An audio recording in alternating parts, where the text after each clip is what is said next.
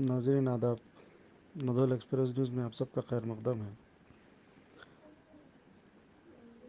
भैंसा शहर के अल्फोर्स इंग्लिश हाई स्कूल की जानिब से हुकूमत के अहकामात की खुलेआम खिलाफ वर्जी करते हुए तलबा के सेहत की परवाह किए बगैर स्कूल में जमात दहम के क्लासेस चलाए जा रहे थे, जिसकी इत्तला ABVP तलबा तंजीम ने भैंसा मंडल एजुकेशन ऑफिसर सुभाष को दी, जिस पर MEO सुभाष ने अल्फोर्स इंग्लिश स्कूल पहुंचकर इंतज़ामिया और तलबा से तबादला ख्याल किया।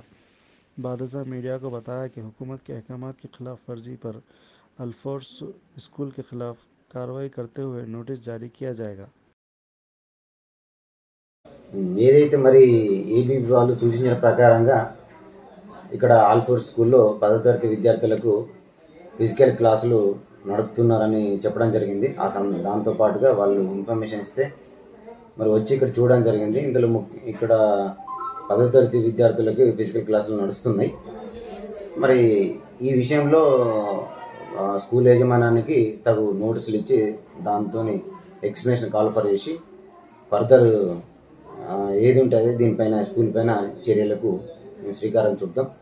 ఇట్లానే ఏ బైన్సలో అన్ని స్కూల్ ఏ స్కూల్ కూడా ఫిజికల్ క్లాసులు నడవకూడదు. ముఖ్యంగా ఈ 30 వరకు అయితే అన్ని స్కూళ్ళకు పాఠశాలకు ప్రభుత్వం మరి హాలిడేస్ని ప్రకటించింది. పిల్లలకి ఆన్లైన్ క్లాసులు 8th, 9th, 10th క్లాసులకి ఆన్లైన్ క్లాసులు నడుపుకోవచ్చు అని సూచించడం జరిగింది.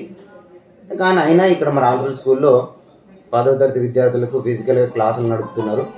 మరి దీనిపైన పూర్తి వివరాలు సేకరించి తదుపరి చర్యలు తీసుకొని పై అధికారులకు దీన్ని సూచించడం జరుగుతుంది.